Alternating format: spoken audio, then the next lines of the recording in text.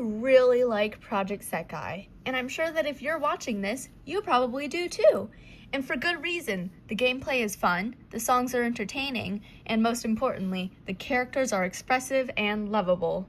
For the longest time, I've wanted to start a YouTube series where I yap about it, and I've also wanted to sew all of the characters alphabetically for some spice. I've been trying hard to come up with a cute pattern, but my attempts have all ended up with complete failures. They didn't fit well, or the pattern was just ugly. Sorry, Miku. Anyway, I finally came up with a pattern that I thought was cute, so let's start the P.J.S.K challenge. That stands for Plushies Just Sewn, okay? There are a few rules to this challenge, so let's move on to that. The first rule is that there has to be a 2D model of the character. I won't really be able to make a character whom I don't know what they look like. The second rule is that the character has to be a P.J.S.K original. If there's an NPC that you simply cannot live without me making a plushie version of, like the Atori brothers or Ken Shiraishi, you can comment their name and I'll add it to a voting chart. When I get to a letter in the alphabet with only one P.J.S.K character featured, like N or I, I'll look at the votes, and the character with the most, I'll make. Simple as that. The main 20 characters are just a baseline for this challenge.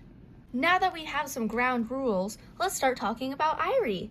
I personally love Airi. She's in my top 5 favorite characters, so I'm pretty glad she came first alphabetically. I'd say her design is also pretty fun. Her hair is a lovely dark pink, and the style it's in is very beautiful. Honestly, when I first saw her hair, I was like, wow, I want hair like that. Of course, realistically, I wasn't able to get the haircut, but I was able to dye my hair. There's even a cool tooth in her mouth. Even though I don't know all of her lore, as I have only watched the main story and read the random comics that show up on the loading screen, I think this is because she loves cats, right? Is that what the tooth represents? That's my favorite theory, at least. My other theory is that she's just a vampire. Well, that is very unlikely. Oh wait, isn't there a cover? Oh. So, Airi's a vampire! Alright, things just got very interesting for Momoi Jump. Look out, or else Airi might try to suck your blood. All jokes aside, I really like Airi. She's really cool, and it's not just her hair and tooth that I like. Her personality is really fun. She's sassy, stubborn, and sarcastic. Most of the time anyways. And this kind of character can be really fun at the right time and place, which Airi is. I personally think that when the rest of Momoi Jump gets a bit distracted, specifically Shizuku, she does a good job at bringing everyone back down to earth. For example, there's the whole more fight bit in the main story. I like the joke Airi makes to Shizuku about it. It's really funny and brings some lightheartedness to the scene. Now that I think about it, Airi argues a lot, but somehow it works wonderfully. She first appears in the story while arguing with Shizuku, of course, trying to get information out of her. In this scene, she's painted as rude and bossy, but later on we find out that she just cares about Shizuku. Also, Airi gets upset because Haruka and Minori are eavesdropping on them. Haruka says that they weren't eavesdropping and that it was Airi's fault for assuming that nobody was there. But girl, you hid behind a water tank to listen in on the conversation, specifically to go unnoticed by Airi and Shizuku. Eavesdropping is defined as secretly listening to a conversation. So, even though Airi isn't perfect in shouting something private without checking for people first, Haruka and Minori failed to make it clear that they were there, and in fact, did the opposite by hiding. So I think that's on them, not Airi and Shizuku. I also viewed her character introduction. In the beginning, she's teaching Shizuku how to record the video for her. There's also the lovely fairy Airi.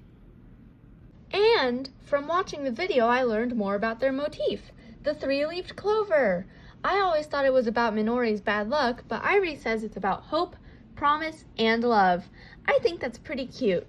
Airi then goes on to talk about how she wants to spread love to everyone and how she wants Momoi Jump to be loved by everyone. Sounds like a pretty non-beneficial trade to me. It's like, here, I'll trade you my penny for your penny. Yay! Now we both have exactly the same amount and have no changes whatsoever. Unless one of the pennies was, like, valuable in some way, of course. Anyways. After that, I reviews the footage Shizuku recorded, and well, it went exactly as one would expect from Shizuku. And quick question, why does Airi need Shizuku to record if Minori is right there? After she reviews the footage, she's like, hey, Minori, this is how you do it. So that implies that Minori is there watching it. So why did she teach Shizuku how, if she's just going to have to do it again anyways? And they're idols. Don't they have, like, a tripod or something? Why was Shizuku just standing there, like, shaking the whole camera, making it crazy? Earlier I mentioned that Airi loves cats. When I first joined the game, I thought otherwise, despite all the evidence making it clear as day. Airi actually loves cats, and is sometimes with cat plushies in her cards. Even her first World Link card has cats in the heart. She may love cats, but an ironic twist of fate has set it so that she is allergic to them, and it's her allergy that she hates. It's really sad that she loves cats so much, but can never touch them. But I think the creators of the game did it this way on purpose because there has to be many people out in the world who really love cats, or any other furry animal really, but couldn't touch them. I personally was blessed with no allergies to anything, so I can't relate to this, but I'm sure there are some people who can. I may not relate to Airi's allergy, but I can relate to her love of cats. When I was 3 years old, I got my cat, and he unfortunately passed away earlier this year. He was a great cat, and I loved him so much. Next up, I'd like to talk about my favorite Airi cards.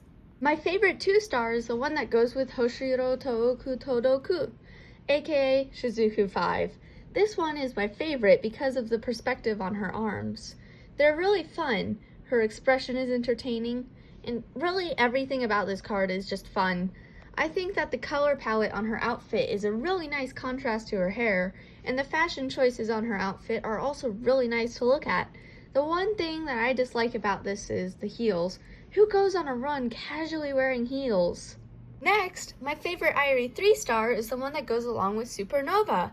At first glance, this card actually scared me a little bit, but upon further inspection, I found myself really liking it. The perspective is really impressive, and the colors are cool to look at. The drawing looks like it would have been taken like a camera similar to the one that they used in monitoring. Am I crazy, or does that make sense? The only thing I'm not so much a fan of is the background. It's not as immersive as it could be. If I was in charge of the art, I would have made Airi a little bit smaller and have the background show a little bit more. Kinda like Cyberpunk Dead Boy Rui. My favorite untrained Airi is the Parasol Cider Untrained. I think that it has so much going on, and yet it's easy to understand and look at. The colors pop and sparkle, and I like how the artist drew her arm outstretched like that. All in all, this card is very great. I give it 2 thumbs ups. Honestly, there isn't a single thing I would do to change this card. I just like it the way it is. Meanwhile, the best Airi birthday card in my opinion is definitely her first one. I love the pose so much. I love the expression too. I want to draw my OC like this. It just makes me smile looking at the card. The perspective on her legs and arms is probably why it's so fun to look at. The only thing I don't love so much about this card is the color palette. A lot of things in the image are very similar shades of pink, and it can get a bit tiring. And finally, it's time for the moment you've been waiting for. My favorite Airi 4-star. Before I reveal what it is, I'd like to give you some hints. First hint, it's a limited. Second hint, Haruka is another 4-star in the set. And third hint, it's for a commission. You have 4 seconds to guess. 3, 2, 1. If you guessed float planner, you win! This one is my favorite because of pretty much everything. Every time I look at this card, I feel like I notice something new. It's so cool. Airi has some really cool perspectives in the card, and the colors stand out very well. I'm just sad I'll never be able to get this card. I joined the game too late. Now that I'm finally done yapping about Airi's cards, I'm going to move on to her event songs. Her first commission is More Jump More, a very common meme. But in all honesty, I love this song. It was written by Nayu Tansei-jin, and it's fun to listen to and fun to play, although the chart can be annoying at times. For the sake of this video, I decided to try the master chart for those of you who decide to torture your fingers, and let me tell you, it was awful. My fingers are cramped so bad. Her second comm is Ice Drop, and I like the bells in the background. Honestly, I feel like people need to talk more about this one. This one was written by Aqua, and the charts are okay, kind of boring honestly, but I totally failed the master, of course. Airi's third is Parasol Cider by... I'm not even going to try to pronounce that. And I actually have the song on CD. Yes, I know I'm very old-fashioned, but I like to collect the CDs. Anyway, the chart for this one is pretty fun. I also like the master one too, believe it or not. Also, can I please mention how long I kept my EP? Following that is Airi's fourth commission, P.J.K. This song was written by Iowa, and the piano is clearly the boss here. The expert chart is very fun, and the master chart is shockingly fun. Yeah, it's still difficult. Airi 5, Killer. This song is absolute fire, like all of her other comms. Written by Natsushiro Takaki, Killer does not sound like the violence that it implies. The charts are also fun, as every other chart so far. Airi's most recent commission is 11th, and honestly, it sounds like something that would go in the background of like a hamster tutorial craft video or something like that.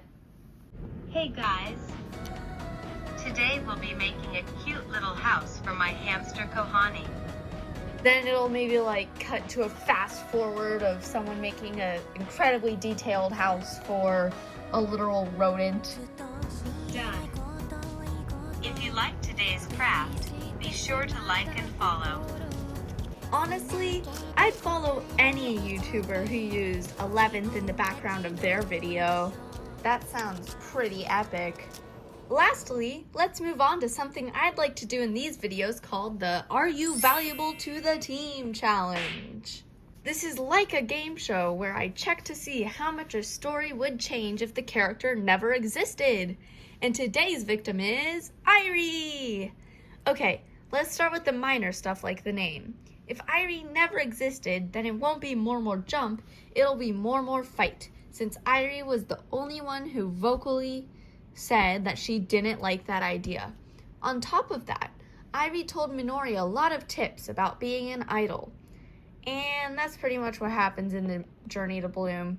Except for More Fight, that's just what I wanted to add in. So, without Airi, More Jump would be More Fight, and Minori would know a lot less stuff. So, as much as I love Airi, she might not be the most impactful to More Jump. That's all I have planned for today's video, and look at that, Airi is done! I think she turned out great. Thank you for sitting through this with me. If you enjoyed the video today, please drop a comment and a follow. Next, I'll be making Akito. I hope you stick around to watch that with me.